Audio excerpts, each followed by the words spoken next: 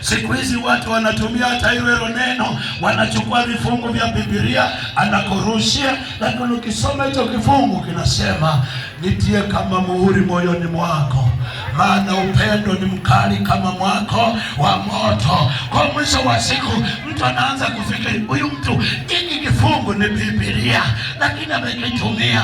Baadaye na ukatuma kifungu inasema lakini zijaribuni hizo roho, maana zingine hazitokani na Mungu. Na yanakuja tena na fungu lingine anasema, Biblia inasema mpendane na wala msinyimane, maana kunyima ni dhambi. Kwa Biblia hiyo hiyo watu wanaitumia kutongozana hiyo hiyo Biblia. Jioni ya leo kataa, mwambie Yesu aweke ulinzi juu yako, kataa hiyo dhambi. Yusufu alisema nitendeje ubaya huu hata nikamkose Mungu? Alikataa hiyo dhambi, aligoma, aliamua kukimbia uchi. Kimbia na wewe, hakuchekani na dhambi. Sio kila dhambi inahitaji kukemea na kuomba, zingine mbio zikuokoe. Haleluya.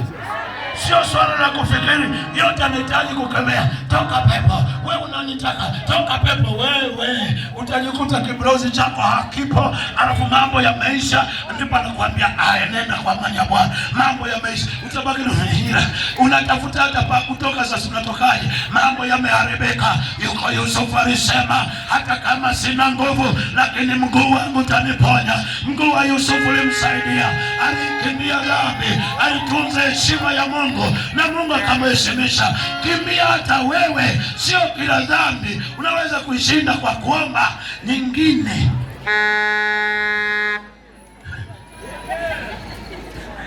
Shauri. Amen. Kwa mfano umerufulia, moyo umebeba uchungu na hasira, unateseka, alafu mtu anakuja, unatokaje? Nasema nakwambia mimi, hautalia, hautateseka, hautajutia. Utasema kwa nini nilichelewa kukutana naye? Sikiliza, wote hiyo ni roho ya uongo. Anaweza kusema maneno mazuri. Jana nimekwambia moyo wa mtu ni kichaka, umebeba sumu. Hata wachawi wana maneno mazuri, lakini ndio wanaominya watu usiku. Hata watu majambazi mchana mtaongea nao, usiku anakuja kubomoa. Hata hao wanaovunja ndoa za watu, anakuja kwako asubuhi na wai. Unafikiri ni rafiki, lakini wewe ndio amekuzunguka. Kwa nini? Kwa sababu hapa mwana wa Mungu pawe sawa. Haleluya. Haleluya. Bwana Yesu asifiwe. Mwe makini na vyenyewe vingine vya kupokea.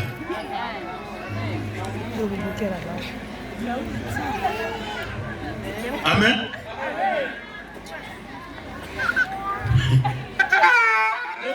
Pokea kila kitu, mnafikiri labda hapa kwamba ndio unapenda. Haleluya. Amen. Haleluya. Amen. Sasa wewe kwa mfano kasoma hiyo Biblia sasa. Hiyo wimbo ni bora, hiyo sura ya 8 mstari wa 6 na wa 7. Unatokaje?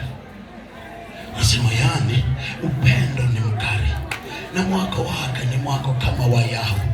Na upendo ukikaa kwa mtu, hata maji mengi hayawezi kuzamisha. Na mimi nimemalizika, nimekufa kwako, unaniachaje? Nisaidie tu ndugu yako, ponya tu moyo wangu. Huyu mtu ameshajisema yeye ni maiti, alafu nataka kuingia mahusiano na mtu ambaye tayari amesema nimekufa kwako. Una akili? Haleluya. Haleluya.